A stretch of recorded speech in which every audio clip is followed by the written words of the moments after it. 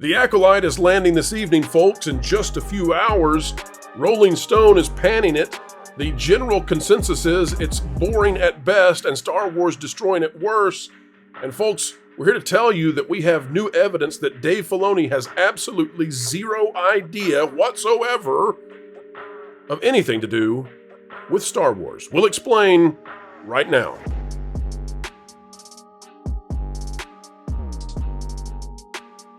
Hello folks, welcome back to the channel that is changing hearts and minds simply by telling the truth, explaining entertainment, keeping you ahead of the culture curve, and dragging Hollywood back to the sensible center of the mainstream middle, kicking and screaming like a petulant child.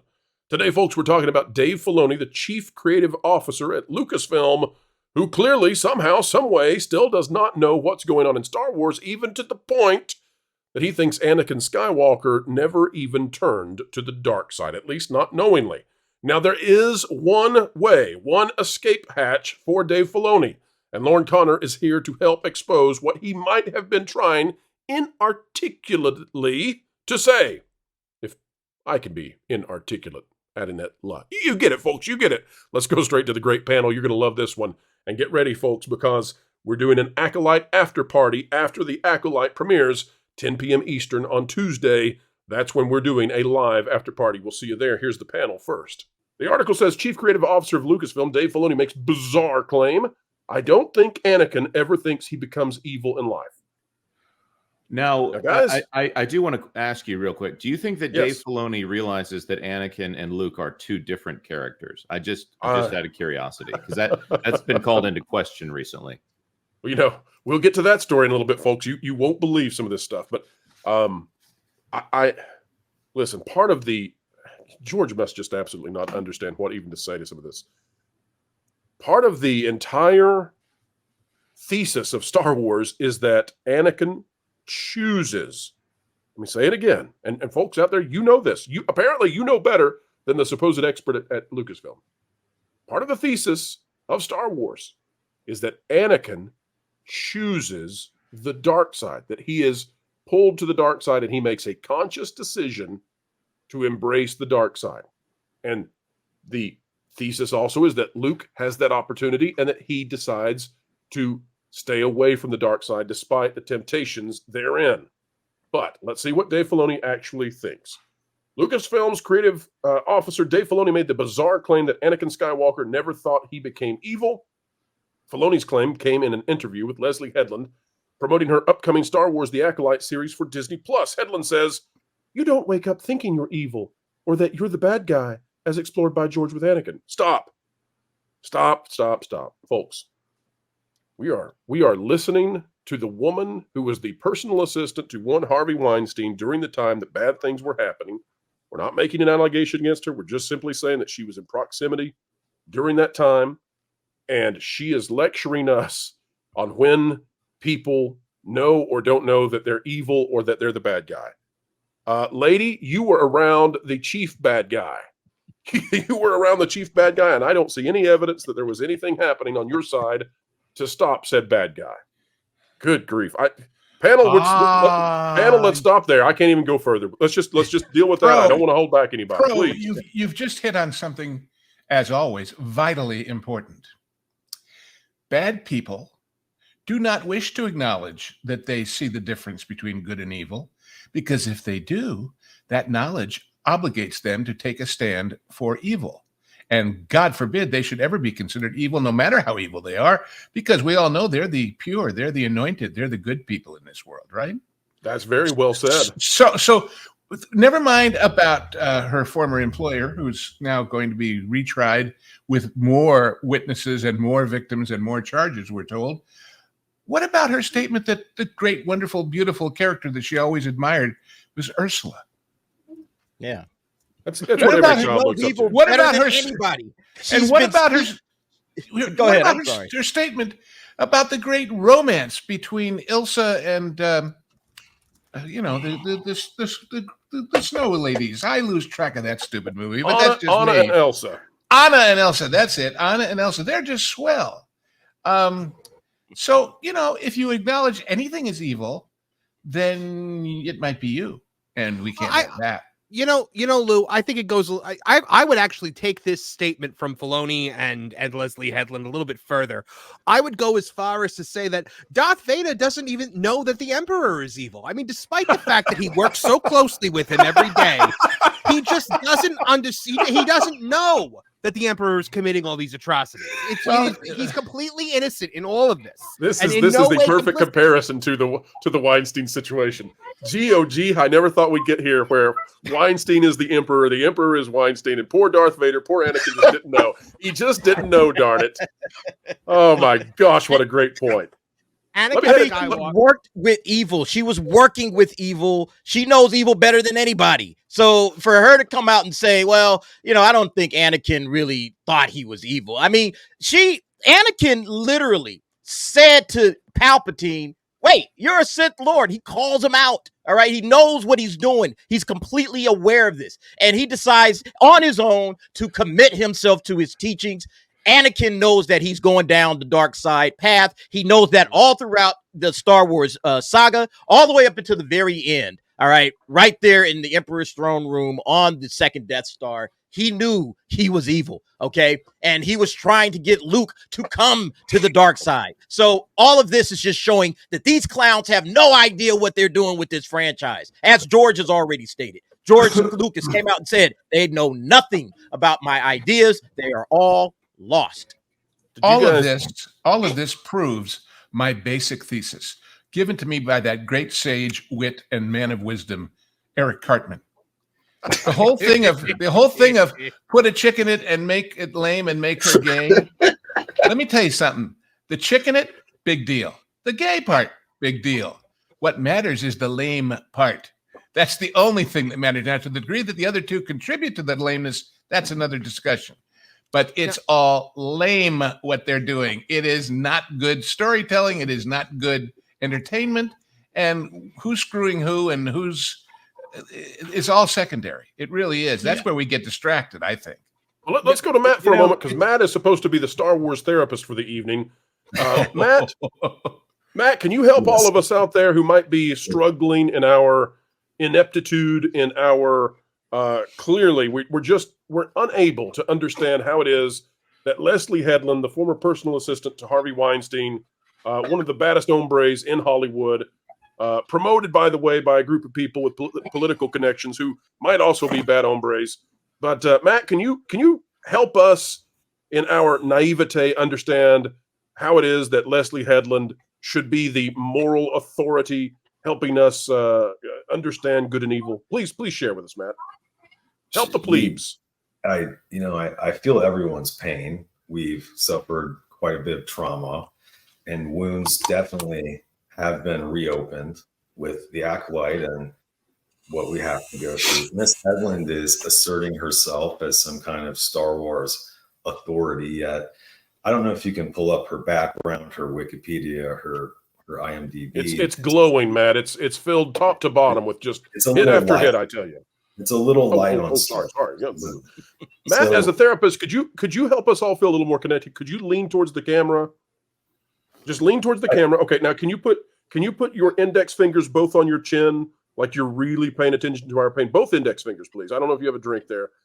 Oh, here we go, both folks. Both just like that. Okay, perfect. Like that. Now, really feel our pain, Matt, because we are morons who we just don't understand how Leslye Headland could ever be an authority on morality, and yet here we are. We're hurting, Matt. We're all hurting. I'd like everyone to focus or concentrate on the first act of episode 4. We meet Obi-Wan Kenobi. We go back to his residence. He gives. Wait, are you talking about the 4th movie or episode 4? Episode 4, the first Star Wars film, 1977. First act. Young Luke is taken back to Obi-Wan's residence, and everyone in the 70s, we hear about the fundamental philosophy of the Force. It's an energy that surrounds us. It binds the universe. And you all know the speech. So that's the fundamental philosophy of the Force. That what makes a Jedi a Jedi? A Jedi is a very controlled person. He's like a Zen-like individual. The Star Wars is steeped in Eastern mysticism and religion, and George Lucas borrowed aspects of Buddhism and injected them directly into a Jedi. A Jedi he's calm, he's collected, he's intelligent, he's a Renaissance man. He's also a fighter. He's a warrior and a champion for good. So in this sense that Anakin is warned by a young Obi-Wan that he cannot control himself. And if he can't control himself, then he makes himself vulnerable to outside forces like the dark side.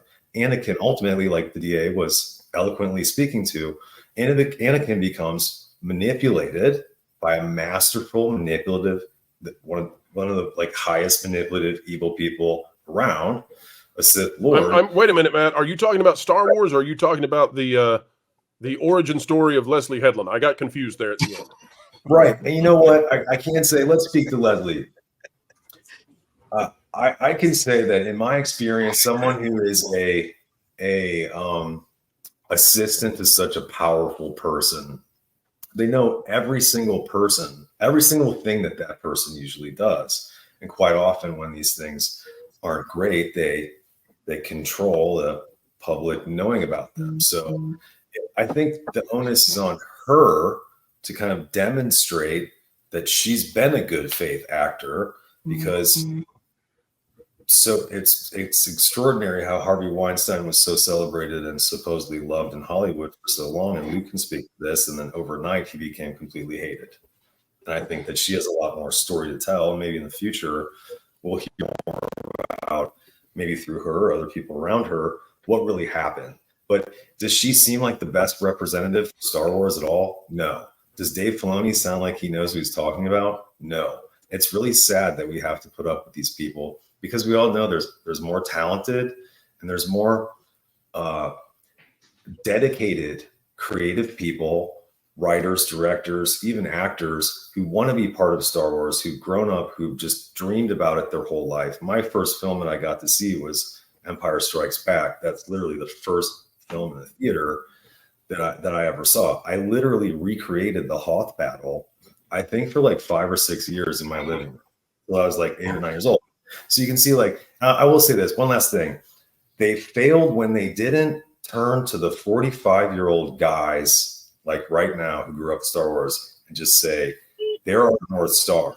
What do they want? Let's go with that. If they like that, it'll be Star Wars cool. What does everybody on this panel want in a Star Wars thing? And then everyone else will follow. That's kind of how it worked, but that's where they failed. They rejected everyone that loved Star Wars, grew up with it in a sense. They wanted to remake it in their own image, and it's diminishing returns, and there's no more love, there's no more fun, no more art, and there's no more inspiration in Star Wars, and that's really unfortunate. And I'll just say this: Star Wars was this magical thing, like a pulley or a lever, where you put an amount of certain energy or money or excitement into it, and you pull that lever, and then you exponentially receive a ton of excitement, money, energy, goodwill, and a larger audience. And so we broke that machine, essentially. So. Well, Matt, as you've been explaining that, and I agree with all your points, Lauren needs to calm down. That's just all there is to it. Lauren, you need to calm down. You're interrupting far too much, Lauren. Matt's making great points, and there you are being so hyper offensive up there in the top center panel. You're like the center fielder of the night, Lauren. We expect more out of you. Lauren, I think Leslye Headland is a little bit like, she's like George Lucas. George took Luke in the story and led him to a sage named Obi-Wan. And in real life, Leslye also led young people to someone named Harvey Weinstein-Obi. And it didn't go quite the same. Lauren, do you disagree with Dave Filoni, or do you agree? Can you give us your thoughts on whether or not Anakin ever knew that he was part of the dark side? So, believe it or not, I'm probably going to anger a lot of people and play a little bit of devil's advocate here tonight. Because hold on a second, Lauren. Hold on a second. Folks, get ready. Here we go.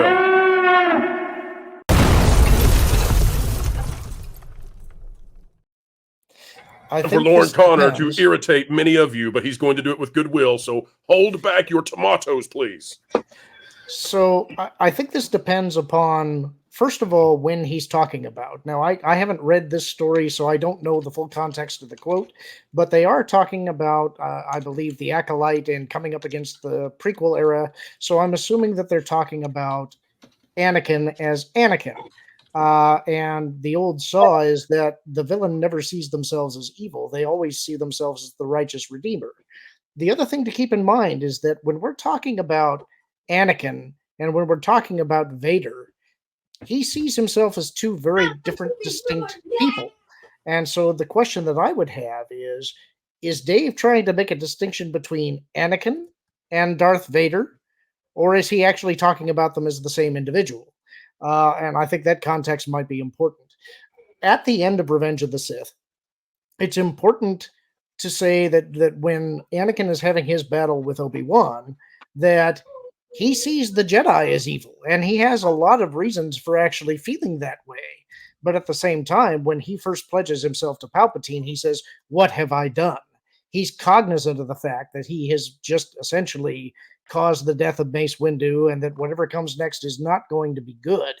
But he does believe that he's doing it for reasons that have a higher, better purpose. That's how he's justifying it to himself. His real end goal is the selfishness of not being able to possibly let go of his wife if she is to die. But he has to give himself some kind of justifying reason, and that comes down to the inherent injustice in the galaxy that he believes that he can right if only the political system and all of its red tape will get out of the way. So I think the difference is, are we looking at this from an out-of-universe perspective and being able to judge Anakin / Darth Vader's actions, which are clearly and easily recognizable as evil? Or are we judging it in universe from Anakin's own perspective? And I think those things are two different things. Well, Lauren, I'm so glad you asked, and we're going to go straight to the source. Folks, you may have to support us a little bit more than usual on this stream tonight, because we are headed towards trouble whenever we play something that's been put out by Disney, even when it is promotional. And so we're not going to play this in its entirety, and we are going to play it only for the newsworthy content. We are going to provide our thoughts and analysis on it. But Lauren is asking, what did they mean? And folks, we're here to bring it to you. So let's go straight to the source. One former personal assistant to Harvey Weinstein and one current personal assistant to Kathleen Kennedy. Here we go. Two directors talk about Star Wars. That sounds good. That does sound good. That actually Let's do sounds it. Tell me about the acolyte. I'm sorry, just you asking me that question is making me cry. Is it? That's all right. Yeah. It is a big deal to a lot of people. It affects people in different ways, and this is your story, so. What I was interested in examining were the Sith. The master-apprentice dynamic. Let's just pause here, folks. Is anyone shocked that Leslye Headland was interested in the Sith? I'm not even shocked that she said Siths as the plural of the word, because she's never seen a cowboy. So, folks, yes, Leslye Headland, of course, she comes into Star Wars and she immediately wants to talk about Siths. It's And the she apprentice is understands- craving the master's power. Then at some point, he must recruit his apprentice to overthrow the master. Yes. And that is the acolyte. Right. Who trained you? You don't wake up thinking you're evil or that you're the bad Sure. guy, as explored by How do you know that unless you're actually evil? How do you... I can't stop. I mean, Anakin. Yeah, I don't think Anakin ever thinks he becomes evil. I in agree. life, And I think you a know. lot of the characters in the acolyte have to convince themselves that they are Doing the right thing. they're doing the right thing. Lauren, how you feeling? You still with that? Yeah, believe it or not, I am. It's because I think he's talking about Anakin's perspective on himself. I think that he's obviously cognizant that he's fallen. I mean, there is the point when he says, "What have I done?" I think there's no way probably that he can justify to himself killing the younglings, but that's what he has to do, he believes, to save his wife. And he believes that ultimately this will lead to a greater good because he sees the Jedi as evil in that moment. And I do think that he has some reasons for feeling that way from his perspective. But that's different than we would externally judge him seeing things objectively. And as somebody in the chat has said, if he hadn't been such an ass, then Padme wouldn't have died. That's actually true. But he couldn't see that based on his situation and the knowledge that he had at the time. Right. And that's something that I suspect he probably never admitted to himself. Other panelists weigh in. What do you got? Can I hop in here? I've got a thing. Yes, and then Jonas after that. Okay, so Anakin Skywalker, Darth Vader's motivations, and the history of the Bane Sith are kind of like a big nerd thing with me. Like, it's the thing that I probably know the most about in Star Wars. And yes, I agree with Lauren to an extent. However, from the moment he wakes up in that suit, he is well aware of how much he screwed up, and he knows. And the novelization of Star Wars Episode 3, Revenge of the Sith, is one of the greatest books I've ever read in my life. It's my favorite book. It is written by a guy named Matthew Stova, and he encapsulates it so perfectly, which just flies right in the face of everything Blockhead over there is saying. And I mean that both because she's an idiot and because her head is shaped like a block. Well, round-headed Ryan to block-headed Leslye. Yes. When he wakes up in the suit and he realizes that Padme is dead, the book says, it is in this blazing moment that you finally understand the trap of the dark side, the final cruelty of the Sith. I'm gonna do this in a more dramatic voice. Because now yourself is all you will ever have, and you rage and scream and reach through the Force to crush the shadow who has destroyed you.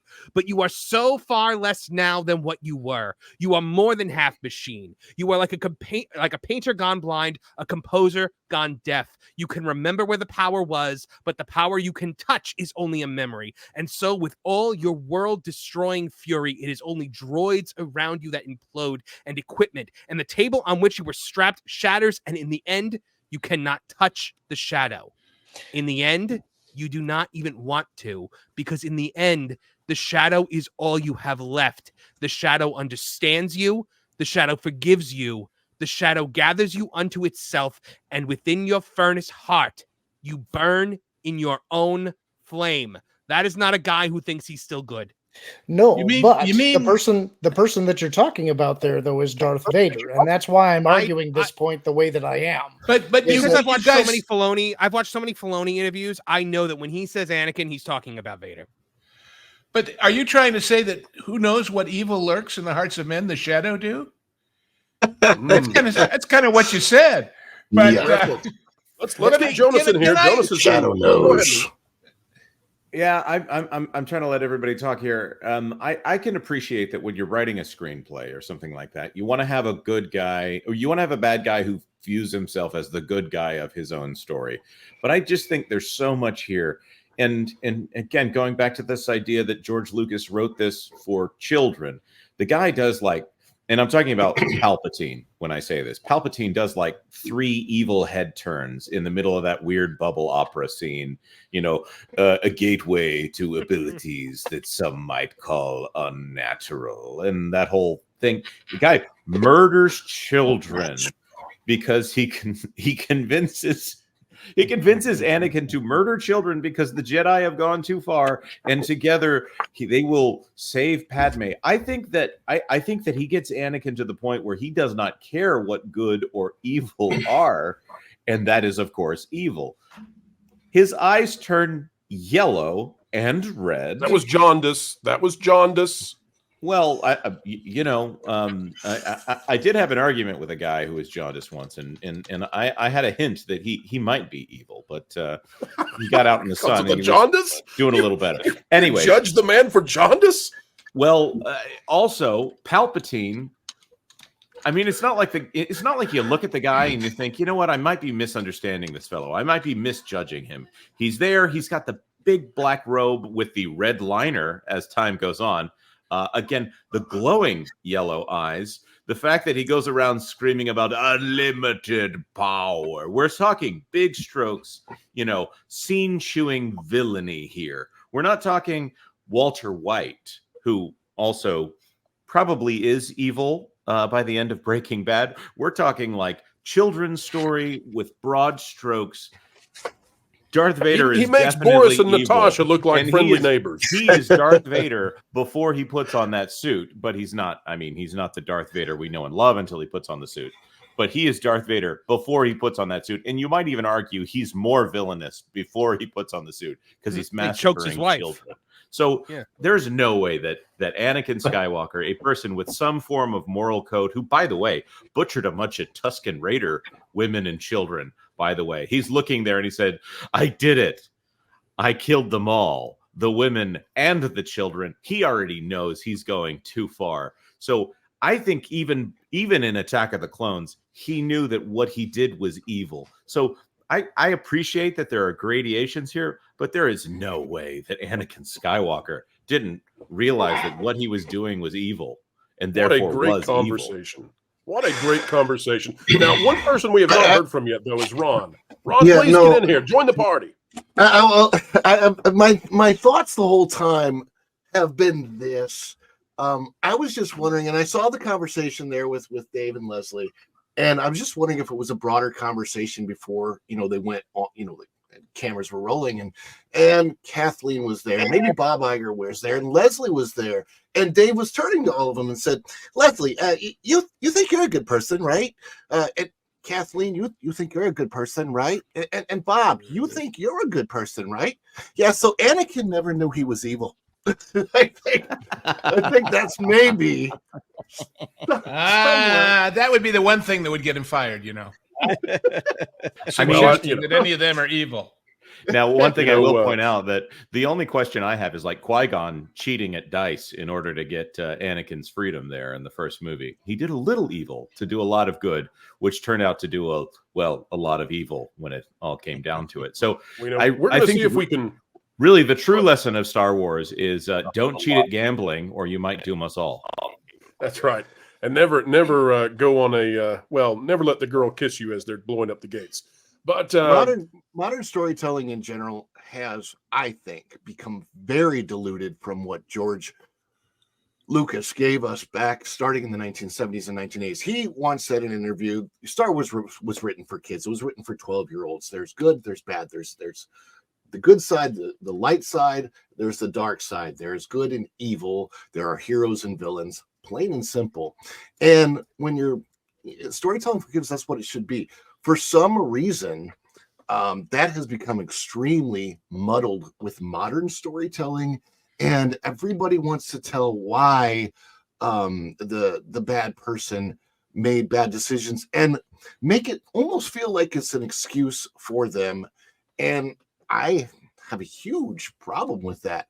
It was very clear to Anakin when you watch Revenge of the Sith, when he's going through his turn, he literally stops Mace from doing Mace Windu from doing what he's supposed to do, which was take out the Emperor, and he says, "No, I need him." And in that moment, he kills Mace, turns to the dark side, makes a firm decision to go down a dark path, to which Yoda always said, once you start down this path, forever will it dominate your destiny. And, he knew that already going into it. So I understand Lauren's point, because I don't believe evil necessarily always knows they're evil. But in these types of stories, I feel like they do. I mean, they're not Dr. Doofenshmirtz or anything, but this is archetypal storytelling. Yeah. Also, I would say, I'm not saying... feel the wrath of my Death Star in a car. Thank you for that. We haven't heard very well for a while. I'm looking at Darth Vader more as a split personality. I think that if Anakin's being honest, Solomon Smeagol, Lauren, or hard change. I see it as he is likely aware that he is evil, but cannot admit it to himself, and so he compartmentalizes those two identities. Darth Vader refers to Anakin Skywalker as dead, even when he's talking to Luke in Return of the Jedi. Is he the biblical reversal of Paul to Saul instead of Saul to Paul? Is that what this is? I don't know if I'd go that far either, because he always, even as the 9-year-old little boy, had some dark tendencies. Oh, okay. Good point. Good point. But I mean, was he shotgunning womp rats in a T-16? Helpless womp rats? Are you suggesting that leads to the dark side? No, those things are actually huge. But, yeah, very good point. I The think ultimate that- path to the dark side. I view it as kind of like getting feral pigs from a helicopter with a machine gun. Apparently, that's actually a service you can do down in Texas. For the record, Womp Rats still have an X account active, and Paul Chatto does not. So what's that say about Paul Chatto? The Womp Rats reign supreme. I feel like I have to defend Anakin for a second here, because in the book they make it very clear as to his motivations. It's in the movie, it really just kind of seems like he doesn't get a promotion, and so he kills everybody. So in the book, after Palpatine tells him about Plagueis, he thinks to himself, "Wait a minute. The only way I can find information on an obscure Sith legend is in the restricted section of the Jedi archives, which is only accessible to Jedi masters." And so when they tell him he can't be a master, they are telling him he can't save her. And in the same way, that's one of the things. He turns to the dark side towards the end of the film, just in the same way that Clark Griswold does near the end of National Lampoon's Christmas Vacation, under the Dark Emperor, that being Cousin Eddie. Wait. Bingo. I just had to set up Pro for that as I say, hey, Lauren, you were talking. I think that there are other reasons also that Anakin had been harboring a grudge against the Jedi, besides the fact that they didn't elevate him to the rank of master. I think a large part of that, and back in the day when the prequels were coming out, I think a better way to have gone with them would have been to stay a little closer to what Obi-Wan's original explanation was, which was that Owen was worried about Anakin or about Luke following him off on some damn fool idealistic crusade like his father did. That's not what happened in the prequels, but I think it's what should have happened. And the way that they could have made that work was that something similar to what happened in Knights of the Old Republic. You have Anakin pining for his mother back on Tatooine that he can't go back to. And then you have the Mandalorians or some other force start coming into the galaxy from outside beyond the Outer Rim, attacking those exterior border planets, including Tatooine. He wants to get involved, but he can't because Tatooine's not part of the Republic. They're not under their legal jurisdiction. But some of the Jedi, including Obi-Wan, go off to fight that battle, and it leads to a rift between the Jedi. That's how I would have handled something like that. But I think that he does harbor a grudge for the fact that his mother died, and he wanted to go off and see her. He wanted to go and save her. He couldn't do that, and I think that he partially blames the Jedi for that. Well, let's watch a little bit more of the of this interview, and then I'm very keen on bringing back in LW Ghost, Derek, and we still have yet to really hear from Nolan. Nolan, I'm excited to get your take on all this, but just a bit more of this interview, folks, as we continue to analyze the thoughts of one former personal assistant to Harvey Weinstein and one current personal assistant to Kathleen Kennedy. This is the Clone Wars. Yeah, no kidding. Ahsoka was such an interesting character to me. When we started, we had it very much a shell shock moment for her that she was out of her depth. And I'll never forget it. George watching it and saying, "You guys are taking this a bit too seriously." He went on to explain that, like, even at a young age, she's not out of her depth for any of this. I had a similar experience with the character Jackie. There was a note from somebody that was, wouldn't she be scared on her first mission? And I remember you telling me about that story. Jedi training has to be valuable. It prepares them for the galaxy. Deep thoughts from Dave Filoni. Jedi training must be valuable. Deep, deep, deep thoughts. Do or do not. Do or do not, there's no try. That's like, if you're trying, you're not actually doing it. Gentle reminders, they can't make any of that anywhere close to what it once was. I had to do that with Acolyte for sure. My agreement with myself was whenever it overwhelms you that you're doing your... Folks, Lou, did you ever find someone who was uncontrollably overwhelmed at doing... Oh, my... Lou, take this, please, for a moment. I can't. All right, I look, can't. my agreement with myself. You know, does anybody here even think like that? Or narcissism like that? Unleashed. Lou. Oh my God. But look, gang, I love you all. I think all of this lore and what it should have been and how it could have been is wonderful and fascinating and interesting. But my understanding of the point of this segment is not about Anakin. It's not about Luke. It's not about Ahsoka. It's about these two schmoes that are making all these movies and about their self-awareness. And what all this tells you is good and evil. What do they know from good and evil? They can't. They are not qualified to discuss how a character feels about it when they have no concept of it themselves. Well said. Well said. You see How many what I'm times saying? How many times did she say I or me in that state? In all of I lost count at 43. I don't know, but look, the people in charge have no scruples, have no self-awareness, have no ethics, and to expect that they are going to, in spite of all that, know what fictional characters. When George Lucas says it's for kids, let me ask you a hypothetical. If you found out in a 10-minute flashback in about the first third somewhere of Casablanca that Rick Blaine spent his youth in a Tibetan monastery learning right from wrong, would that matter about how he behaves in that story? Who cares? It's about, does it make sense within the moment and the context of what's being told in the story? And these people haven't got a clue about that because they're not writing, directing, or talking in this interview to justify anything other than themselves, not the characters, not exactly. The script, not you hit it right there, Lou. You hit it right there. You just said these people have no scruples. So what they're about to do is try to explain away their evil. They're going to explain away why they do what it is that they do, and they're going to do it in the context of Star Wars. I hear you, but do that in this story. That's what they're doing. They know better.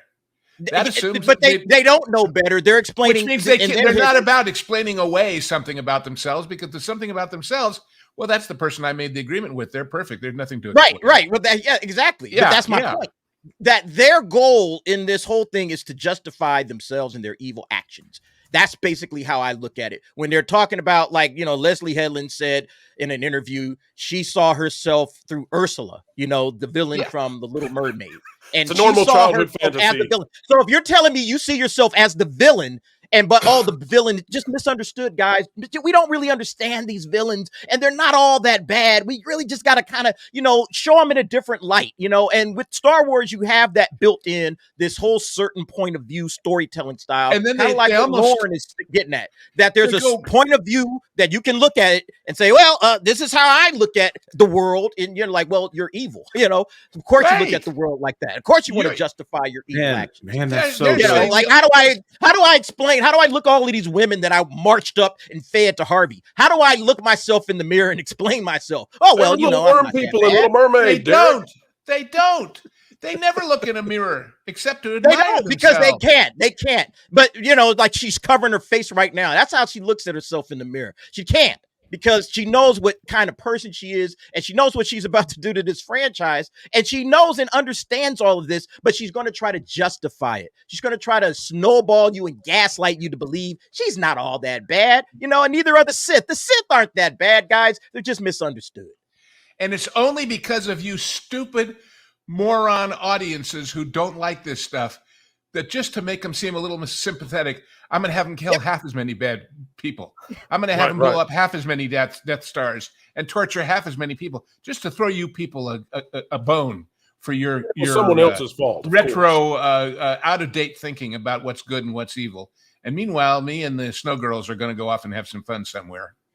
Nolan, I'm going to give you the final word, Nolan, and every point tonight. Guys, I'm telling you, this might be my favorite stream of all time.